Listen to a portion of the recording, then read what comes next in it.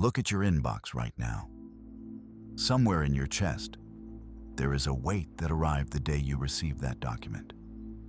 A performance improvement plan.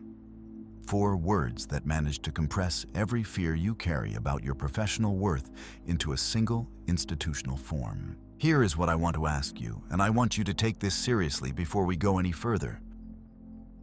Who taught you that working harder was the answer? Because at this moment, you are probably doing exactly that. You are arriving earlier, staying later, sending more detailed emails, preparing for every meeting with the precision of a legal brief. You are performing competence with the same controlled intensity that an actor brings to opening night, not because the role has changed, but because the audience suddenly feels hostile. Stop right there. That strategy, the escalation, the overfunctioning, the relentless effort to prove something, originates from a place that has very little to do with your actual performance. It comes from something much older and much more structurally embedded than you realize. And if you follow this situation to its conclusion without first understanding what is actually driving your behavior, you will exhaust yourself in service of a system that decided the verdict before the trial ever began. That is what this conversation is about. Before we go anywhere, I want to be honest with you about something that most career content deliberately sidesteps. Not every performance improvement plan is a political instrument. Some of them are legitimate. Some of them reflect real gaps between what your organization needs and what you have been delivering. Some managers use this process with genuine intent, however imperfectly executed. If yours is one of those, then a portion of what follows still has value for you. But the frame shifts significantly. Real self-improvement in that scenario requires a different kind of honesty than what we are about to discuss. And the courage to be disliked, which is a phrase I will return to throughout this video, begins with the courage to be truthful with yourself first. That means holding open the possibility that the feedback, however uncomfortable in its delivery, contains something accurate. So here is a diagnostic framework. 4 questions. Answer them as the version of yourself that is trying to see clearly, not the version that is frightened and defensive, and not the version that is furious and certain of injustice. Are the performance criteria specific, measurable, and consistent? A legitimate process identifies behaviors and outcomes that can actually be tracked over time. Language like "improve your communication skills" is too vague to act on. Deliver written project summaries to the team every Friday by noon is specific and observable. When the criteria shift week to week, when the goalposts move in ways that seem calibrated to ensure failure rather than enable success, when the language is saturated with terms like executive presence or culture fit that resist any objective measurement, those patterns are telling you something important about the intention behind the process. Did the performance concerns surface before or after a specific event? Examine the timeline with real care. When did your manager's attitude toward you change? Was there a moment, a meeting, where you asked a question they found inconvenient? A project where you received recognition from someone senior to them? A reorganization that suddenly made your particular skill set either redundant or threatening? The timing of institutional action reveals the logic behind it. And human psychology is rarely as complicated as organizational language makes it appear. The pattern, if it exists, is almost always visible to someone willing to look. Are you being given the resources and support that would make genuine improvement possible? A legitimate process is an investment. It means the organization believes, or at minimum, is willing to act as though it believes, that the outcome can change. Structured check-ins with real feedback, access to training or mentoring, clear and stable expectations, these are the marks of a process designed to develop. Isolation, withheld information, public criticism in team settings, the sudden escalation of workload to impossible levels, the systematic exclusion from conversations you would previously have been included in. These are marks of something with a different purpose entirely. Does your manager have an observable track record of treating people fairly? This question requires you to look beyond your own experience. The managers who use performance management as a tool of political removal rarely do so only once. There are patterns, and you have likely observed them over time in ways that, under normal circumstances, you would not have attributed to your own situation. If your answers to most of these questions point toward a process with real developmental intent, the work ahead of you is honest self-assessment and genuine course correction. That work is difficult, and it requires its own kind of psychological rigor. Self-improvement at that level is not about tactics. It is about truthfully confronting the gap between where you are and where you need to be. But if your answers point in the other direction, if the criteria are shifting, if the timing follows a suspicious thread, if the support is conspicuously absent while the documentation is being conspicuously assembled, then you are not standing in a performance review. You are standing inside a power structure that has decided you are either expendable or threatening, and it is using the procedural language of accountability to accomplish a removal that would otherwise require justification. That distinction matters more than anything else in this video. Confusing one for the other is how intelligent, capable people spend months exhausting themselves on entirely the wrong solution, working harder and harder against a problem that performance alone was never going to solve. Here is the part that most self-improvement content skips. The psychological foundation. The reason you are responding the way you are responding, beneath all the situational detail. It is the most important part of this conversation. And it is the part most likely to feel uncomfortable because it asks you to look at yourself with the same clear-eyed assessment you have been applying to your manager. You are not responding this way because you are weak. You are not responding this way because you lack discipline or strategic intelligence. You are responding this way because you have been running on a model of the world that served you extraordinarily well for most of your professional life until now. Most high-performing people build their professional identity through a specific feedback loop. You learned early that output produced recognition, and recognition produced a sense of worth. In an academic environment, this loop was tight, reliable, and almost perfectly calibrated. You worked hard, you received a grade, and the grade told you something about your value that felt objective and earned. In early career stages, the same mechanism applied. You delivered results. The results were acknowledged. The acknowledgement confirmed something you needed to believe about yourself, and the system reinforced your trust in it. The problem is that this mechanism trained you, over many years, to locate your sense of worth primarily outside yourself. It made external validation the primary evidence of internal value. And when you encounter an environment where that validation is deliberately withheld or where your performance is privately acknowledged by everyone in the organization, except the one person whose approval the system designates as the one that counts, the psychological consequence is not simply frustration. It is something structurally closer to an identity crisis, because the feedback loop that has been running your inner world has been deliberately cut. This is what human psychology tells us about approval seeking under conditions of perceived threat. When the system that has been reliably confirming your worth turns hostile, the instinctive response is escalation. You do more. You prove harder. You attempt to force the feedback loop back into function by dramatically increasing the input. Researchers who study attachment patterns in adult professional environments call this anxious overfunctioning, a compulsive increase in effort triggered by the perceived withdrawal of recognition. It is not a character flaw. It is a conditioned response, and under most circumstances, it is the response that the environment has explicitly trained and rewarded. Here is the devastating consequence of that pattern in a weaponized environment.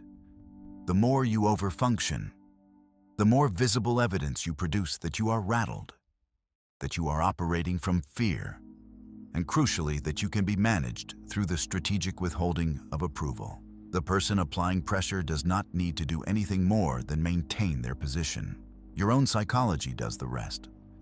There is a second layer to this that deserves its own careful examination. It concerns what you might recognize in the literature as fake confidence, the kind that presents as strength on the surface, while remaining wholly dependent on external validation at its structural core. Most professional environments actively reward this presentation. Over the course of your career, you have likely been recognized for appearing composed, decisive, and certain. Even in moments where you felt none of those things. That performance has been sustainable because the environment was not directly attacking the foundation it was built on.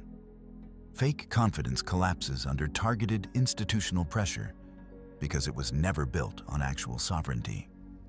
It was built on a set of environmental conditions, positive feedback loops, belonging, the unspoken institutional agreement that effort produces recognition, and when those conditions are removed, the performance loses its infrastructure. The mask stays on, but there is nothing beneath it capable of holding the weight.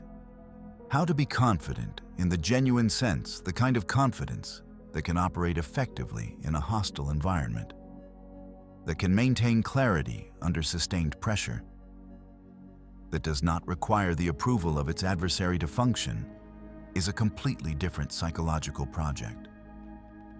It requires building your sense of value on something that exists independently of what any manager, any PIP, or any performance review can reach. We will come to what that construction actually looks like, but understanding why the current structure is failing you is the prerequisite to building something that does not. Niccolò Machiavelli, whose analysis of power and human nature remains among the most rigorously honest frameworks ever produced, was engaged with exactly this problem, though in a different arena.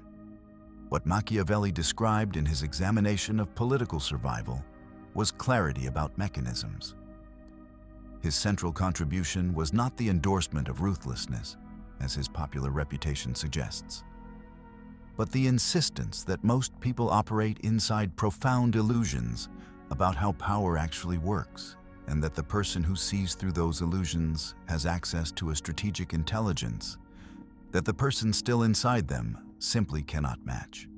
The writers who followed in his tradition, including the tradition that produced what we now call the 48 Laws of Power, identified the same dynamic operating across centuries and institutions. The person who understands the actual currency of status hierarchies has an almost structural advantage over the person still trying to spend the wrong currency in a market that has quietly changed.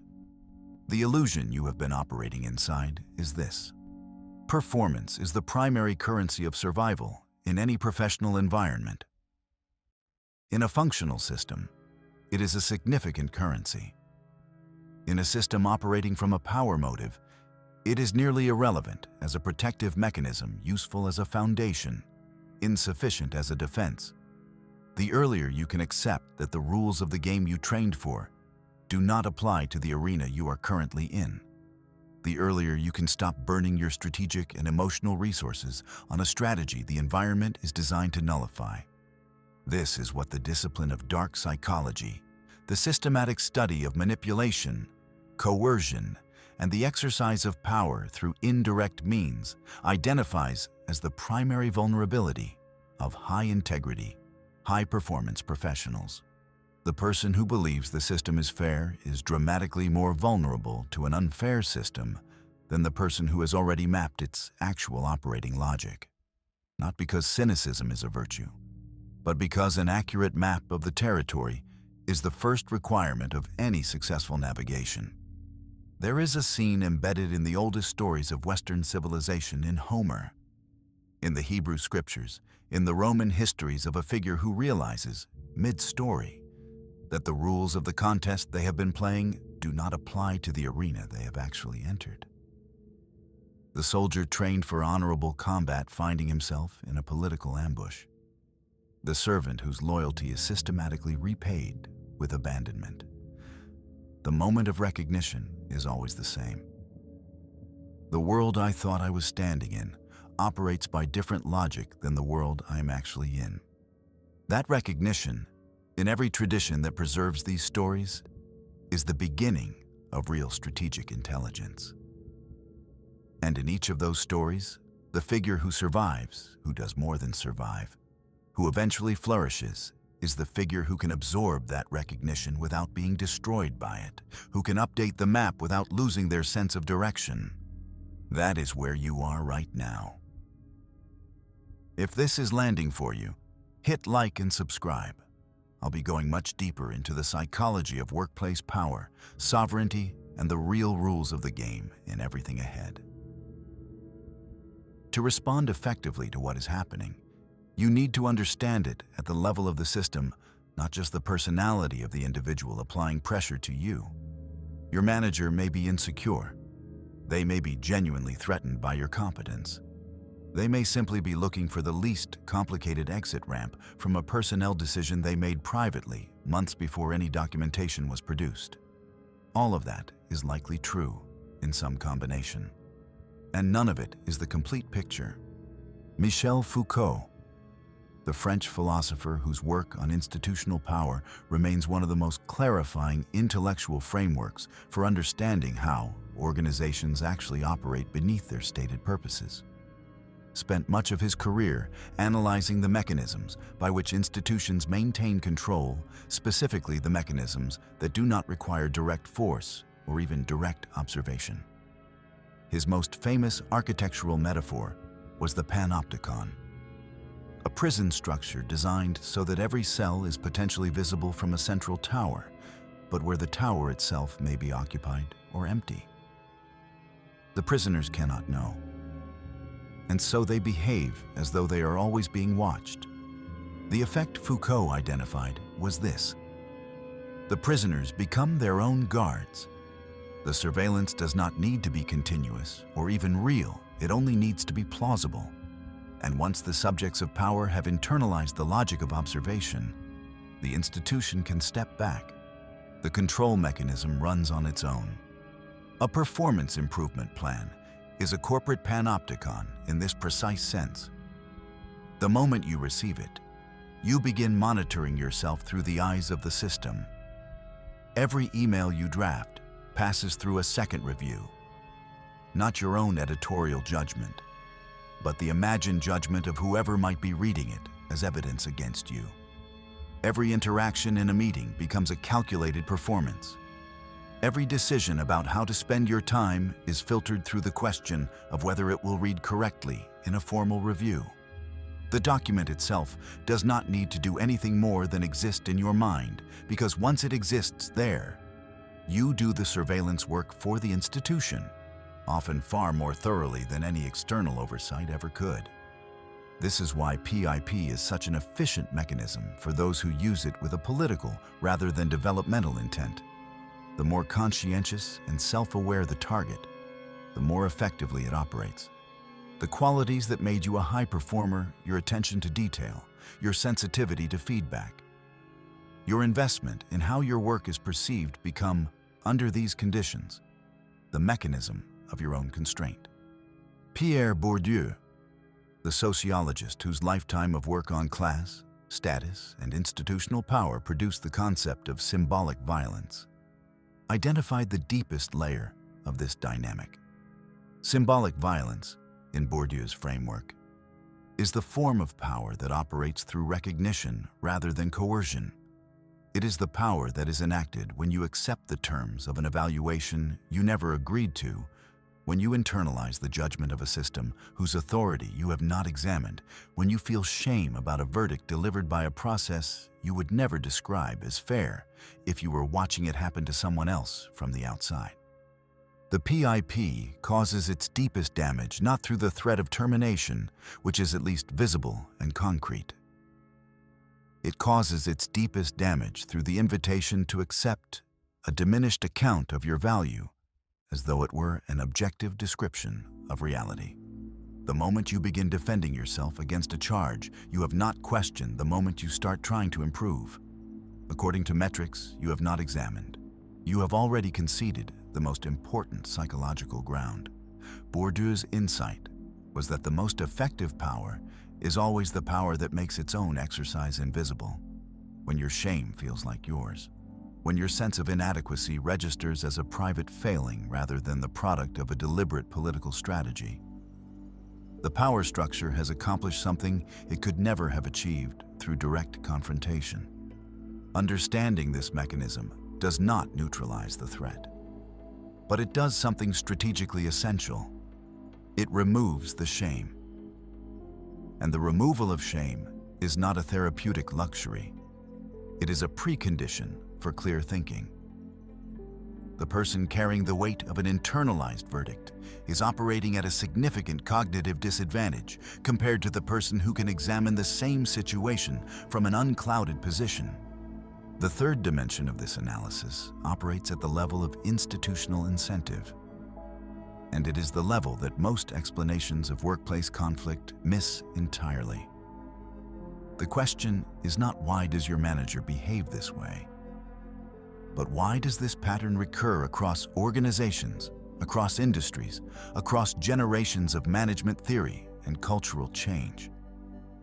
The answer is that most corporate hierarchies do not primarily reward the development of talent. They reward the control of outcomes and the preservation of hierarchical stability. A manager whose direct reports consistently outperform expectations, particularly when those reports begin to accumulate independent recognition from senior leadership, or when they develop expertise that clearly exceeds their manager's own faces, a calculus that the official language of performance management was never designed to articulate. Machiavelli observed the structural logic behind this in his analysis of relationships between those in power and those who serve them, a set of observations that has lost none of its descriptive accuracy across 5 centuries of institutional change. The advisor, the subordinate, the capable lieutenant who becomes too visible, too independent in their judgment, too obviously capable of operating without the sanction of their patron, creates a specific category of political anxiety that most people in positions of authority cannot manage rationally. Precisely because the threat is to the position itself rather than to any specific decision or outcome. The response to that anxiety is almost never proportional. It is preemptive, structural, and dressed in whatever institutional language happens to be most defensible. You may have become, entirely without intending to, the political inconvenience that required management. This is not an occasion for satisfaction, but it is an occasion for clarity, and specifically, it is a reason to stop interpreting what is happening to you as a story about performance, because it was a story about power from the beginning. What follows is a sequence, and the sequence matters. Each stage builds on the work of the stage before it. Moving directly to the tactical end without completing the earlier stages is the professional equivalent of building a structure from the 5th floor up, architecturally impressive in ambition, catastrophically unstable in practice. The single governing principle across all 5 stages is this: you are moving from a position in which the institution defines your value to a position in which you define it. The tactics exist in service of that movement. They are not the destination. Stage 1. The audit radical honesty before strategic action. The first thing you need to do is the thing that every instinct produced by this situation is working against. Stop. Completely. Assess. The audit is a structured period of honest self-examination, a minimum of 48 hours, pulled deliberately out of the reactive rhythm of the situation.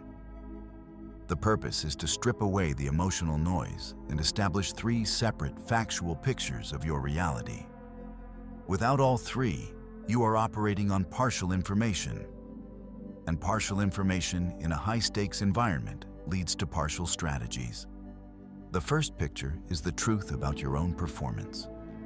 This is the one most people handle worst under pressure, because the instinct swings to one of two extremes. Either you reflexively dismiss every concern as politically motivated and therefore invalid, which may be accurate and also strategically dangerous if it prevents honest self-assessment, or you collapse into accepting every criticism as objective truth, which is exactly what the pressure is designed to produce. What you need instead is the perspective of a disinterested outside observer, someone with access to your actual work product, your deliverables, your documented contributions, the feedback from colleagues and clients who have no stake in the current conflict, and who is asking one specific question. Does the record support the narrative being constructed about you? If it does, at least partially, then some of what is in that PIP may reflect a genuine gap, and the work you need to do is different from what we are discussing.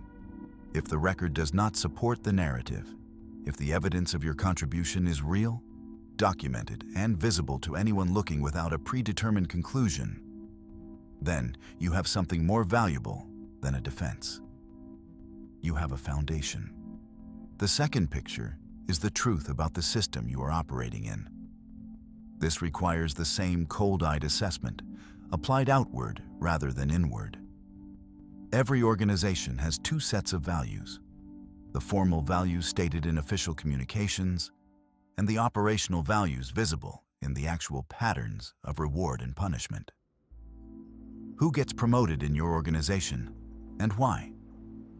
What behaviors are tolerated at which levels of the hierarchy? What happens to people who ask the wrong questions at the wrong moments? This is a landscape assessment. You are mapping the terrain before you decide how to move through it, because the strategy that works in one organizational culture can be catastrophically wrong in another. The third picture is the truth about what you actually want. This is the question most people skip, because under immediate threat it feels either obvious or irrelevant. It is neither.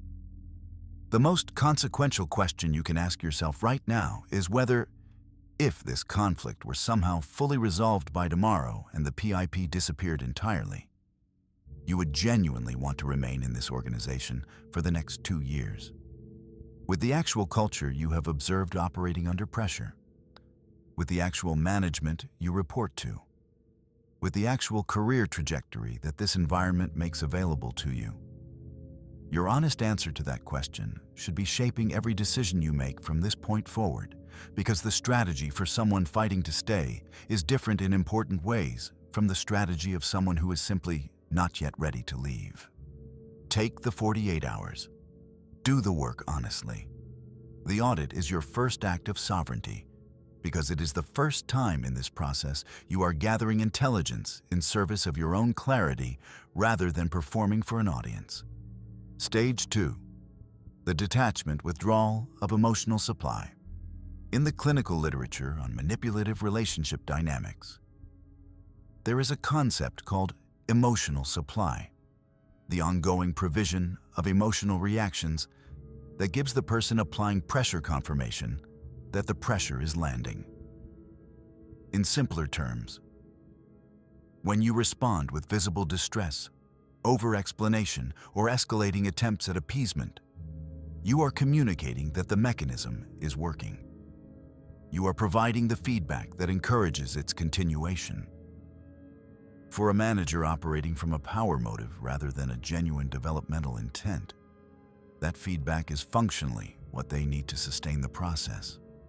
Detachment is the deliberate, strategic withdrawal of that supply. And it is essential to understand what it means precisely, because this concept is frequently misapplied in ways that create new vulnerabilities. What detachment is: the conscious decision to stop locating your emotional baseline in someone else's behavior toward you. The choice, and it is a choice, made daily and sometimes hourly, that your sense of what you are worth on a given Tuesday morning will be set by your own honest assessment of your work and your values, and not by the temperature in your manager's voice during the 10 o'clock check-in. This is where we encounter the concept of the courage to be disliked in its full psychological weight. The phrase sounds deceptively simple. What it describes is among the most demanding psychological capacities a professional can develop. The ability to function at full capability in an environment where you know you are not liked, where approval is deliberately withheld, where the social feedback loop you depend on has been systematically disrupted, and where that disruption does not destabilize your fundamental orientation. Most professionals never develop this capacity, not because they lack the intelligence or the will, but because they are never forced to. The security of functioning in an environment that at least nominally rewards performance makes the development of deeper psychological sovereignty unnecessary. Your current situation, for all its cost, is providing the pressure under which that capacity can be forged. The practical translation of detachment into daily behavior involves several specific adjustments. Move predominantly to written communication, not as a tactic for building a dossier, but because written exchanges give you processing time that verbal interactions remove. When a challenging communication arrives in writing, you have the space to respond from your reasoned judgment rather than from anxiety. The quality of the response you produce under those two conditions is dramatically different, and it is visible to everyone who reads it. Every written response you send should pass one test. Could someone with no context about the emotional dynamics of this situation read this and see only a composed, capable professional? Your responses become shorter. The instinct under pressure is to over-explain to provide so much context and qualification and visible effort that the reader cannot possibly misinterpret your intention. This instinct produces the opposite of its intended effect. Over-explanation signals that you are rattled. It invites scrutiny into the reasoning that a more confident, grounded response would not have made available. The person who responds to a challenging performance note with 3 paragraphs of defensive context communicates something quite different from the person who responds with 2 direct, professional sentences. In Homer's Odyssey, when Odysseus needed to pass the island of the Sirens, whose song was not merely beautiful, but irresistible to the point of destruction, his strategy was not to pretend the song had no power. It was to bind himself to the mast and instruct his crew to ignore his orders until the island was behind them. The organizational gossip, the political noise, the constant stream of speculation about what is happening and what it means in the period you are navigating. These are your sirens. They are compelling. They feel like essential information, and following them will take you off course. Detachment is the mast you tie yourself to. The deeper psychological shift that this stage is designed to accomplish is the repatriation of your baseline. Right now, your interior emotional state is being governed by someone else's behavior toward you. The work of detachment is to move that baseline back inside yourself, where it was always supposed to live. Stage 3. The inventory, knowing what you actually have. The third stage is an accounting exercise with profound strategic implications. The question you are answering here is not how do I prove my value to this manager? The question is, what is my actual value? And who outside this immediate conflict has the capacity and the standing to recognize it? These are entirely different questions. The difference between them is the difference between surviving this situation and transcending it. Begin with a skills inventory. List on paper, not in your head, what you can actually do. Your technical capabilities, your domain expertise, the specific problems you know how to solve, the professional competencies you have built over the course of your career. This list exists independently of your current job title, independently of how your manager has characterized your performance, and independently of whatever narrative is currently being constructed about your trajectory. It was true before this PIP arrived. It will be true after whatever follows. The act of writing it down, in concrete and specific terms, is a corrective to the unconscious erosion that sustained pressure produces in your self-perception. Relationship inventory comes second.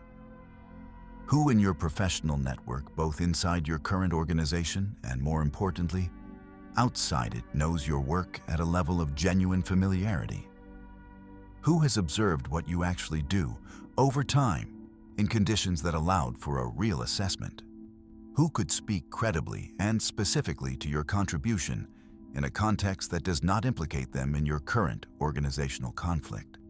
This network is your most valuable professional asset, more durable than any title, more portable than any salary, more genuinely protective than any institutional relationship. If you have been so focused on delivering within your current role that you have not maintained the broader connections that make you visible beyond it, rebuilding that network is the most important self-improvement action available to you right now. Not next month, after the situation resolves. Now, while you still have the professional standing and emotional resources to do it well. Contribution inventory comes third. This is the list of what you do that falls outside your formal job description, and the systems you maintain informally, the institutional knowledge you carry that no one else holds, the problems you identify and solve before they become visible to management, the social infrastructure of your team that depends on your participation in ways that are never articulated in any official documentation. This inventory matters for two reasons. It provides an accurate picture of the gap that would exist if you were no longer in your role, which is relevant to any conversation about the terms of your departure. More importantly, in this moment, it provides real evidence against the internal narrative of worthlessness that sustained institutional pressure reliably produces.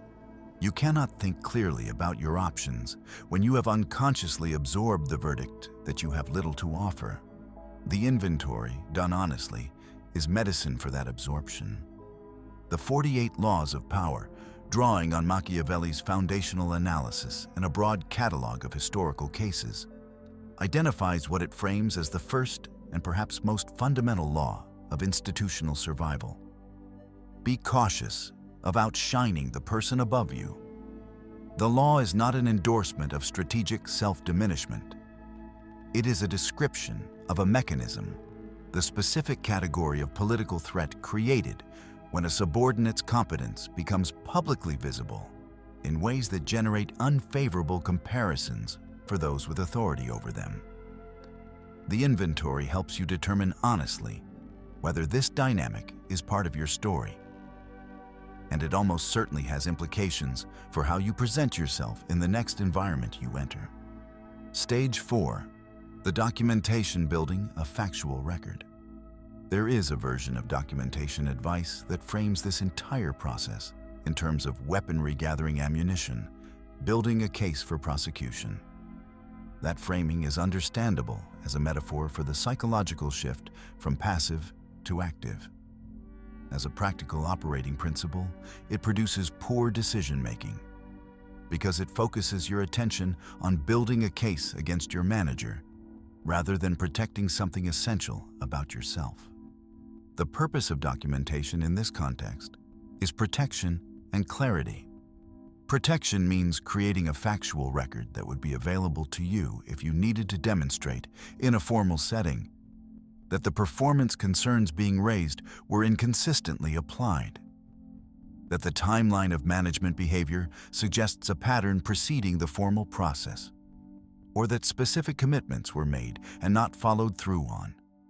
This record should consist of dates, times, locations, and direct content. Write these accounts immediately after the events they describe, not from memory a week later. Specificity is what makes a factual record credible, both to external parties and to yourself. Clarity means using the act of documentation as an active check on your own perception.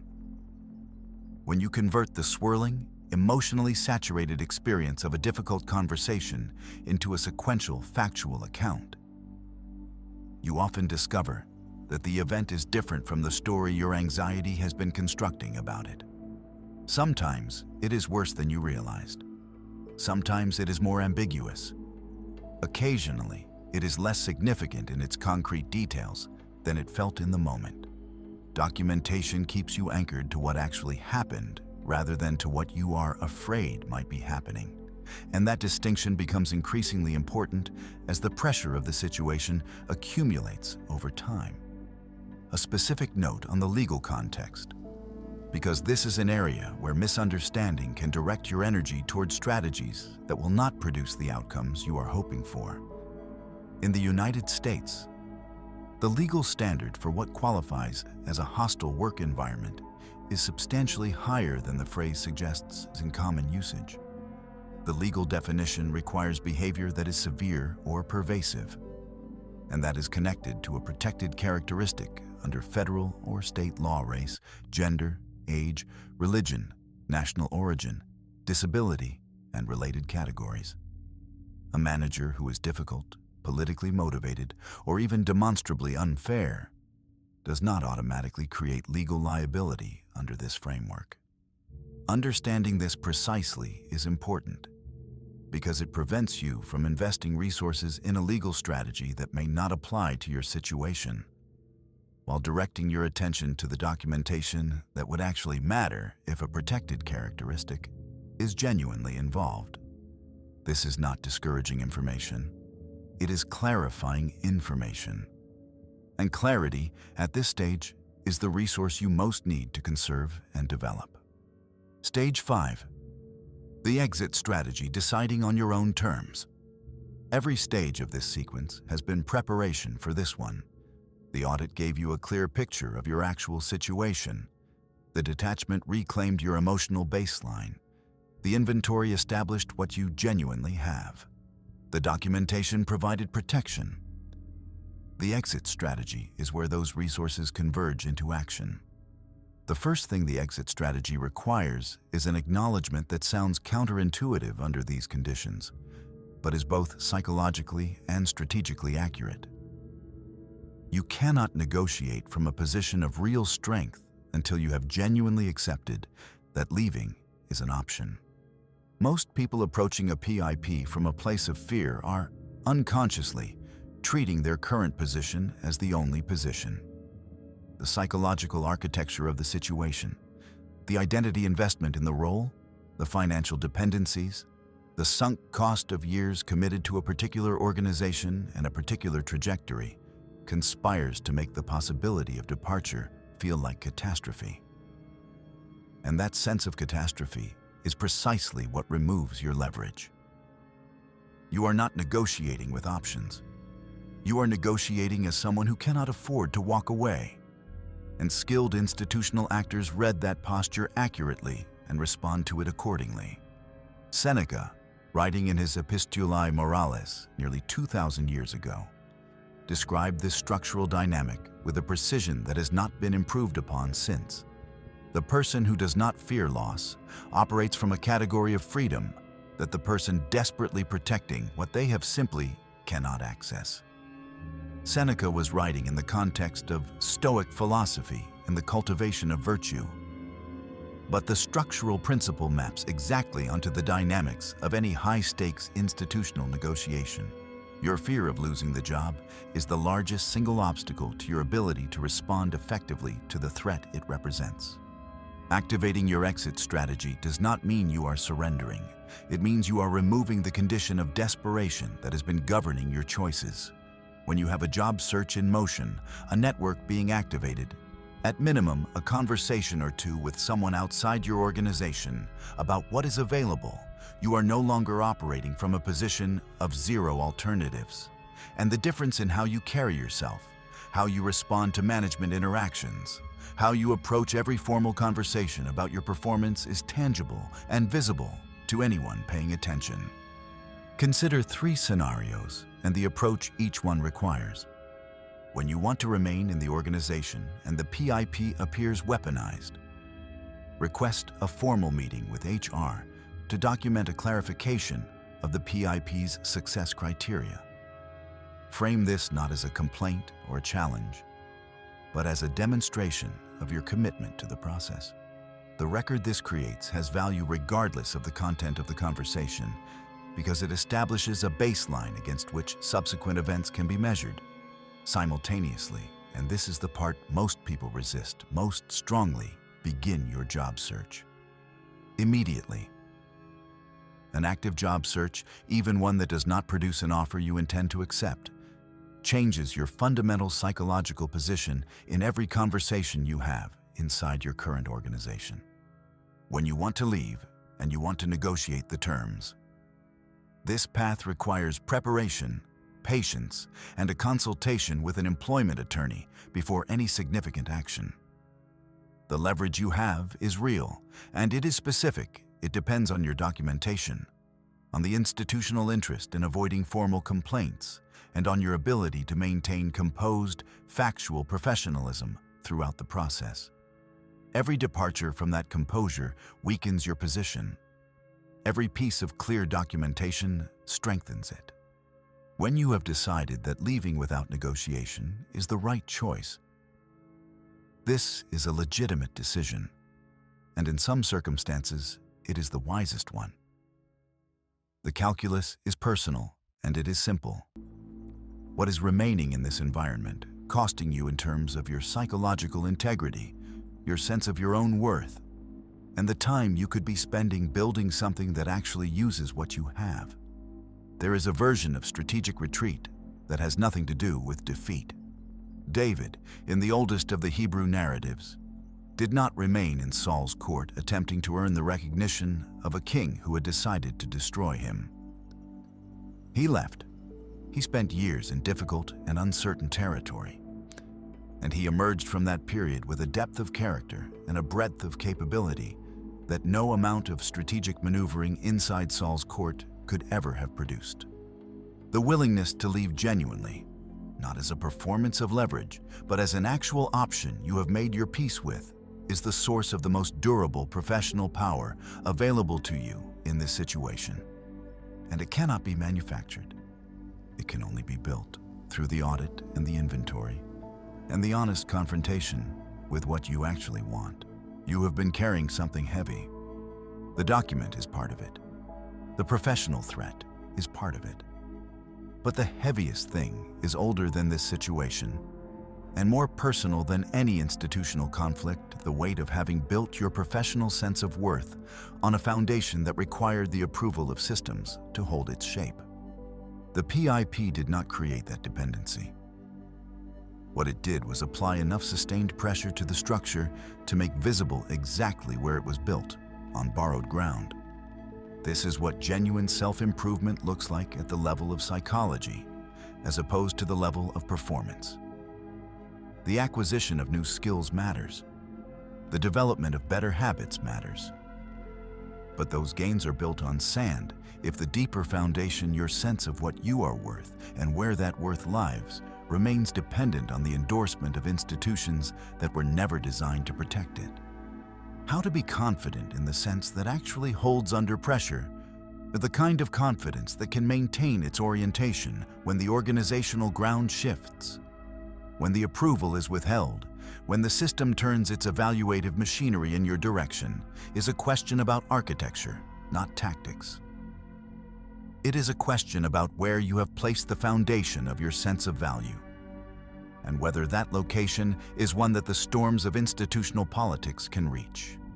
The courage to be disliked, in its full meaning, is not a posture of defiance. It is the quiet, structurally grounded recognition that your worth is not a function of whether this particular person, operating within this particular system, with these particular incentives, has chosen to confirm it.